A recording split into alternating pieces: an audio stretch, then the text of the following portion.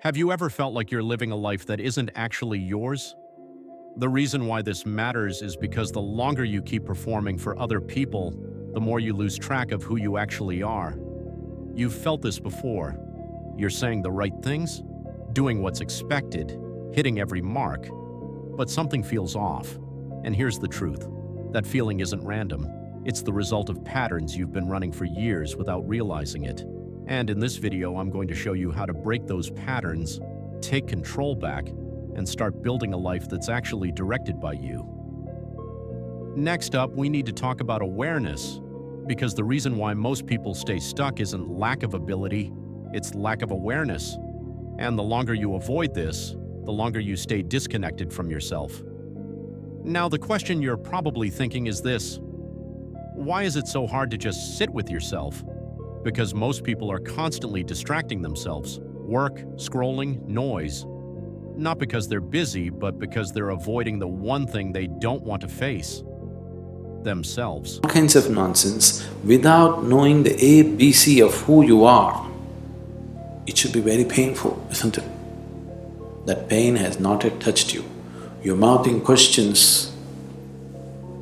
It's not sunk deep enough. Remind yourself, at least spend 10 minutes in the morning. Just see what an utter idiot you are.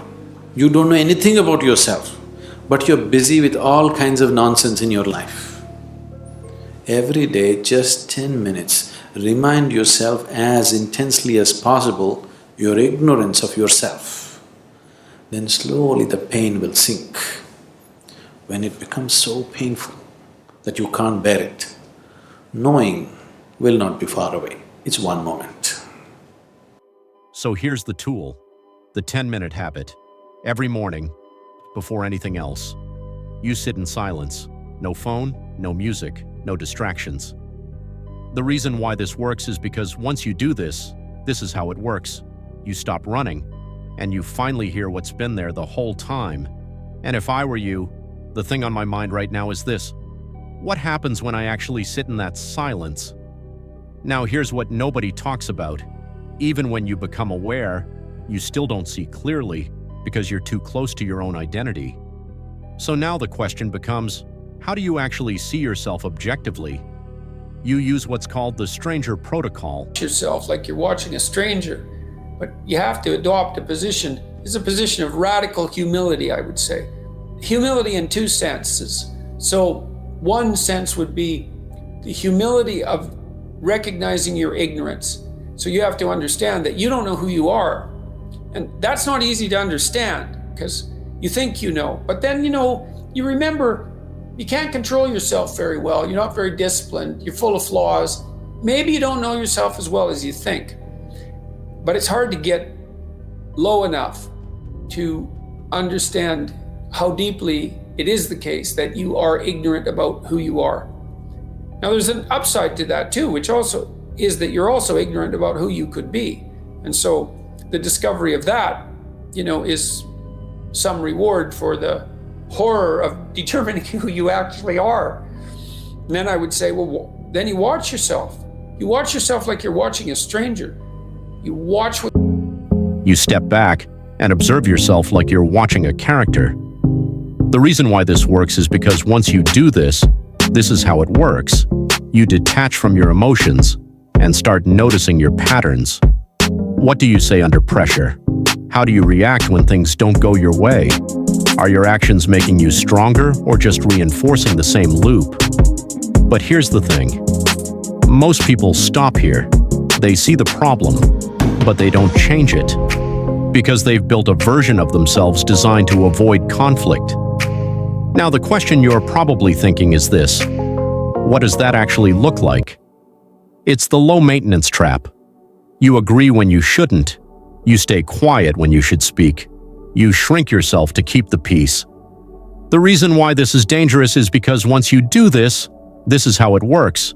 You slowly disconnect from what you actually want until one day, you don't even know anymore.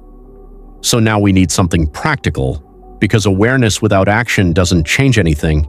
And if there's one thing you're struggling with, it's this: you know what to do, but you don't do it. Maybe you're not studying at all at your university. Or maybe you're at work and you've got this stack of paper there, and you haven't looked at that damn stack for like a month, and you know that you should be. And you're bothering yourself at night because you're avoiding that. Think, well, I've avoided that stack of paper completely for 1 month. Things you could do to improve, and you know what they are. And there's small steps that you could take, that you might take, that would put you in that direction. And then the question is, are you big enough to take those small steps? Are you capable of grappling with the fact that you're fundamentally flawed to the point where you have to break things down into almost childlike steps in order to manage them? And the answer to that is, yeah, you are. And that's the lot of, I don't know if it's the lot of everyone. That's where the 15-second rule comes in. The moment you feel yourself avoiding something, you stop. For 15 seconds, you do nothing. No phone, no distraction. Just sit with it. The reason why this works is because once you do this, this is how it works. You interrupt the automatic escape response and you take control back. Now let's talk about something deeper, the decisions that shape your entire life. Most people choose what feels safe, but here's the truth. You can fail at what you don't want. So now the real question becomes this: which failure are you willing to live with? Failing at something you hate, or failing at something you actually care about? And this is where it gets interesting, because even when you choose the right path, it won't make sense immediately. Things will go wrong. You'll feel lost. You'll question everything. But the reason why this matters is because once you understand this, this is how it works.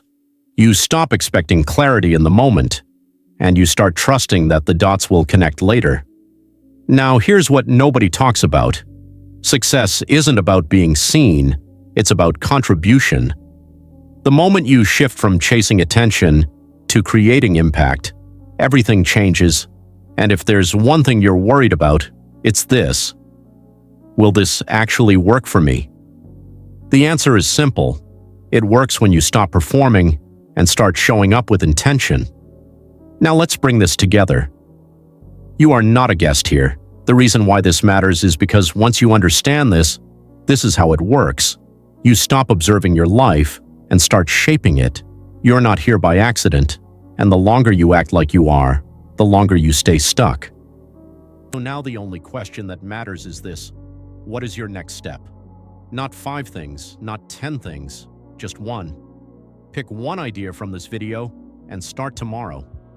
Because real change doesn't come from thinking, it comes from action. Now we've talked about how most people stay stuck trying to figure themselves out, but the reason why this has a bigger impact is because of one critical shift in how you choose to act daily. The moment you stop performing and start acting with awareness, everything changes. Because once you apply this, this is how it works. You stop reacting and start directing your life. So if you want to go deeper into that, watch the next video. That's where I break down how to build that version of yourself step by step.